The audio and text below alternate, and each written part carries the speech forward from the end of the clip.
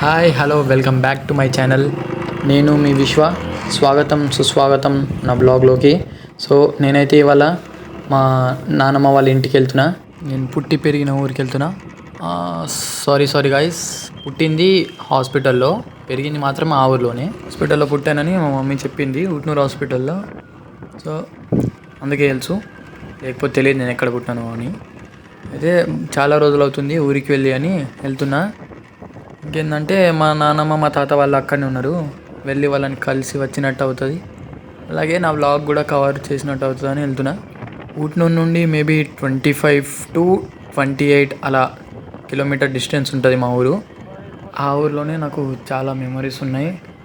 చిన్నప్పటి నుండి ఆడుకుంది పాడుకుంది చిల్లర పనులన్నీ చేసింది ఆ ఊరిలోనే.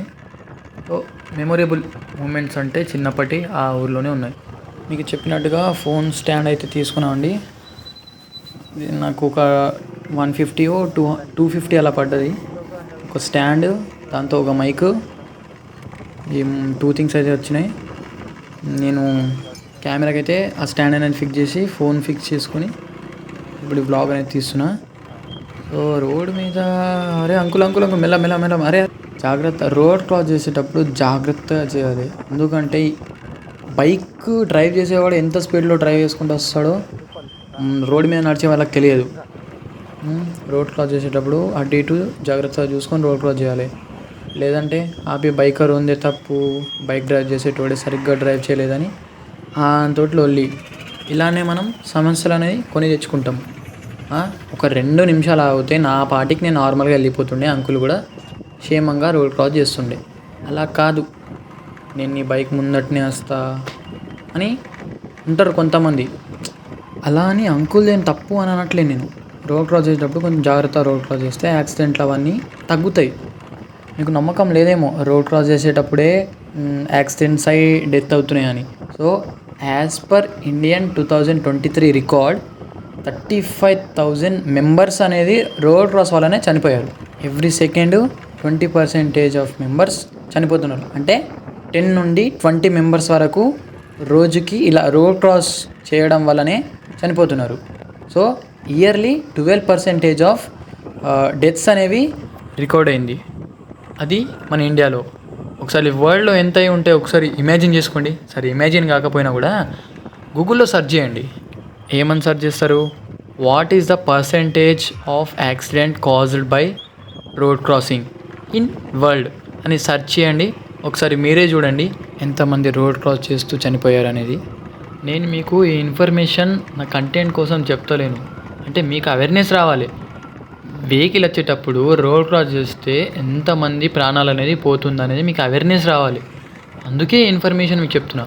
అంటే మీరు నా వ్లాగ్ చూసి సంథింగ్ ఏదో నేర్చుకొనో, లేదంటే ఎంజాయ్ చేసో, లేదంటే బ్యూటిఫుల్ లొకేషన్సో ఏదో ఒకటి మీరు చూసి లేదా విని సంథింగ్ తెలుసుకొని వెళ్ళడానికే నేను ఈ వ్లాగ్ అనేది తీస్తున్నా. అంటే మీకు కూడా నేను తీసే కంటెంట్ మీకు అర్థమవుతే నెక్స్ట్ టైం రోడ్ క్రాస్ చేసేటప్పుడు కొంచెం జాగ్రత్తగా చూసి రోడ్ క్రాస్ చేస్తారు మీరు అని నేను అనుకుంటున్నా.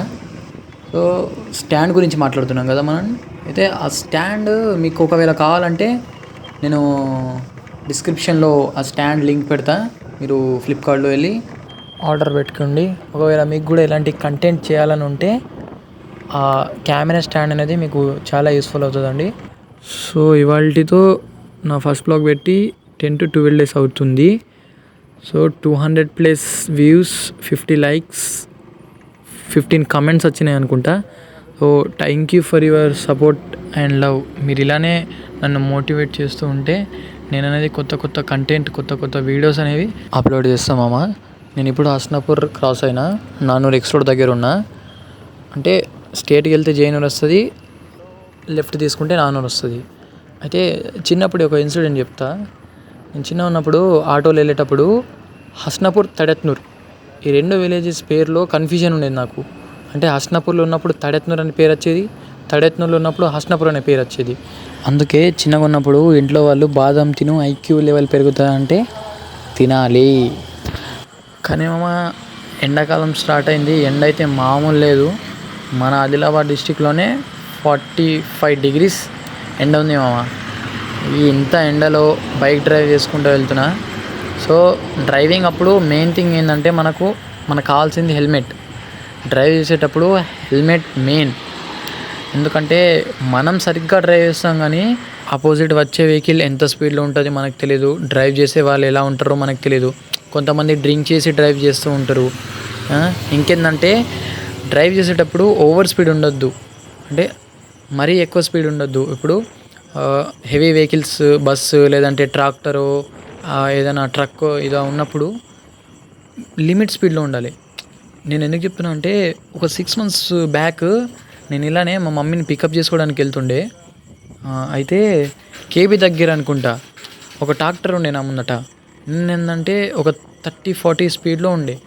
ఆ ట్రాక్టర్ ఏం చేసిండంటే సడన్గా ఆ లైన్ దాటి మిడిల్కి వచ్చిండు. అంటే మిడిల్ ఆఫ్ ద రోడ్ వచ్చి బ్రేక్ వేసిండు. ఆయన పాపం రైట్ టర్న్ తీసుకుంటుండే, ఆయన ఇండికేటర్ వేయలేదు, ఏం లేదు. నేనేమో నార్మల్ స్పీడ్లో ఉండే. అయితే ఈ మన రోడ్స్ ఉంటాయి కదా, రోడ్స్ మీద లైట్గా శాండ్ ఉండే. అయితే నేను వెనక బ్రేక్ వేయంగానే ఆ శాండ్ వల్ల టైర్ స్కిట్ అయింది.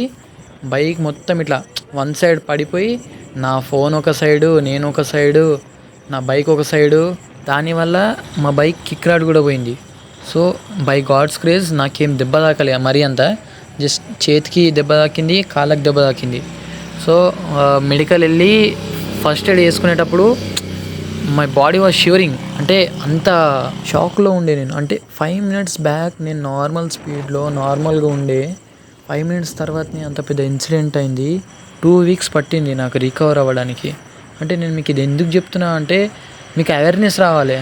అంటే నెక్స్ట్ టైం నాకు జరిగినట్టు మీకు జరగద్దని నేను మీకు చెప్తున్నా, అంతే తప్ప ఇంకేం ఉద్దేశం లేదు నాకు.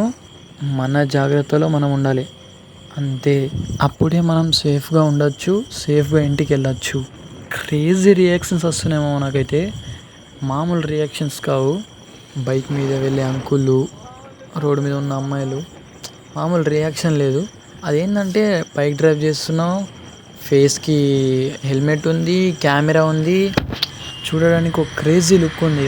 క్యూరియాసిటీ అన్నమాట. ఇక్కడ మన సైడ్ పీస్ఫుల్గా బైక్ డ్రైవ్ చేస్తున్నాం. ఇలా లాంగ్ డ్రైవ్లో ఇలా సాంగ్స్ వింటూ రైడ్ని ఎంజాయ్ చేస్తే మామూలుగా ఉండదు అసలు. బ్యూటిఫుల్ వెదర్ అసలు ఇది. సో మీకోసం ఒక smooth ride with old song. Enjoy the song and ride. నాకు కమెంట్స్లో రివ్యూ పెట్టండి సాంగ్ ఎలా ఉందో. ఓకే.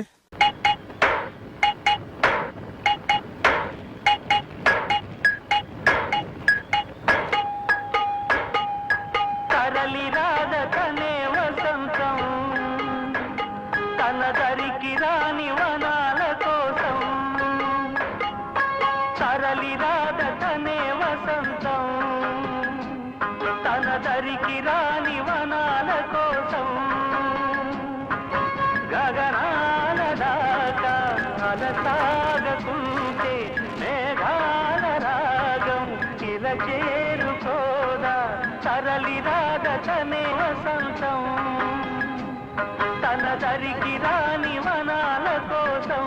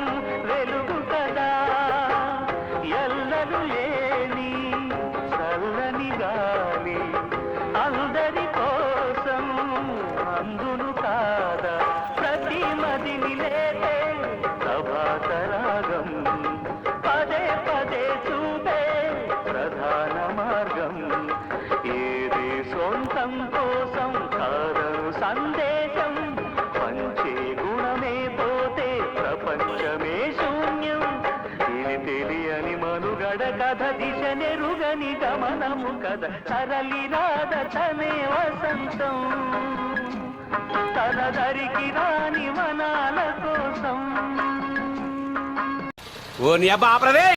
చిటికలే అయితే సాంగ్ ఎలా ఉంది మామ? I hope you enjoyed this song. నేను ఇప్పుడైతే తడెత్నూరు అనేది క్రాస్ చేసిన మామ. సో ఇంకొక 20 మినిట్స్లో వెళ్ళిపోతాం మనం ఇంటికి. వెళ్ళడానికి ఇంకా టైం ఉంది. అయితే నేను ఒక ఇన్సిడెంట్ షేర్ చేస్తాను మీతోటి. ఏంటంటే రీసెంట్లీ మా ఫ్రెండ్ బైక్ యాక్సిడెంట్లో చనిపోయాడు. అంటే మా స్కూల్ క్లాస్మేట్ అన్నమాట. అంటే నాకు కూడా తెలియదు ఈ విషయం. మా బొమ్మది ఫోన్ చేసే వరకు తెలియదు యాక్సిడెంట్ అయ్యి ఇలా చనిపోయినరా అని. అయితే వాళ్ళిద్దరు ఉండే R15 బ్లాక్ కలర్ బైక్ ఉండే. అయితే వాళ్ళిద్దరు ఫ్రెండ్స్ ఉండే అంట. మా ఫ్రెండ్ వాళ్ళ బాబాయ్ ఎవరు ఉండే అంట. అయితే తను వెళ్తుండే మేబీ టైర్స్కి హిట్ అయిందో లేదంటే సడన్ బ్రేక్ వేసిండో లేదా చెట్టుకు గుద్దేసిండో తెలియదు ఈ విషయం. అయితే స్పాట్ డెడ్. మా ఫ్రెండ్ వాళ్ళ బాబాయ్ స్పాట్ డెడ్ అయిండు. మా ఫ్రెండ్ ఏమో కోమాలో ఉండే, ఒక హాఫ్ డే వరకు కోమాలో ఉండే, తర్వాత చనిపోయిండు. అయితే మా క్లాస్లో 121 స్ట్రెంత్ నుండి మేము జస్ట్ 4 మెంబర్స్ వెళ్ళినాం అతని డెత్కి. అంటే 121 మెంబర్స్ ఉండి మేము జస్ట్ 4 మెంబర్స్ వెళ్ళినామంటే హ్యూమానిటీ లేదు. స్కూల్లో ఉన్నప్పుడు బెస్ట్ ఫ్రెండ్, నీతో లైఫ్ లాంగ్ ఉంటా, నేను నీకు ప్రాబ్లం వచ్చినప్పుడు నేనే ముందటుంటా, అదంతా చెప్పి వేస్ట్. అతను చనిపోయినాక నువ్వు అతని డెత్కి రావట్లేదంటే నువ్వు ఫ్రెండ్ అయ్యి ఉండి ఏం లాభం చెప్పండి ఒక మాట. అంటే కొంతమంది అవుట్ ఆఫ్ స్టేషన్ వేరే విలేజ్లో ఉండొచ్చు, వాళ్ళకి కుదరకపోవచ్చు, కానీ ఇక్కడనే లోకల్లో పక్క ఊర్లోనే ఉండి రావట్లేదు అని అంటే ఇది ఈ జనరేషన్లో ఉన్న ఫ్రెండ్షిప్. అంటే ఒక మనిషి మనతోటి 5 years కలిసి టైం స్పెండ్ చేసి మనకు మంచి మెమరీస్ ఇచ్చినోడు సడన్గా చనిపోయిందంటే వెళ్ళి చివరి చూపు కూడా చూడాలనంత పరిస్థితి ఉంది. అంత బిజీ ఉన్నారు ఎవరి లైఫ్లో వాళ్ళు.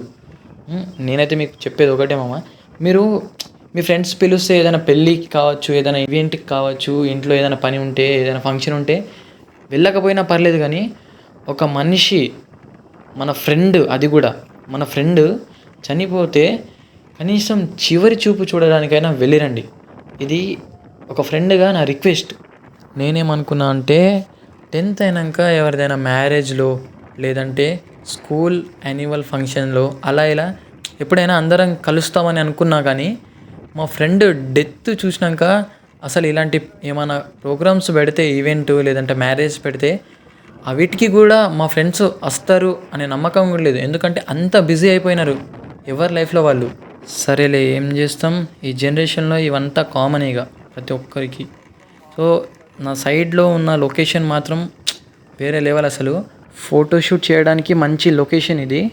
November-December మంత్లో వస్తే ఇంకా బ్యూటిఫుల్గా ఉంటుంది. ఇది గంగాపూర్ విలేజ్ ముందే ఉంది. సో దట్స్ ఇట్ మామ. నా వ్లాగ్ అనేది ఇక్కడనే ఎండ్ చేస్తున్నా, ఎందుకంటే ఫోన్లో ఛార్జింగ్ లేదు. Thank you for watching. I hope you enjoyed a lot. Next వీడియోలో మంచి కంటెంట్తో వస్తా. అప్పటి వరకు స్టే ట్యూన్.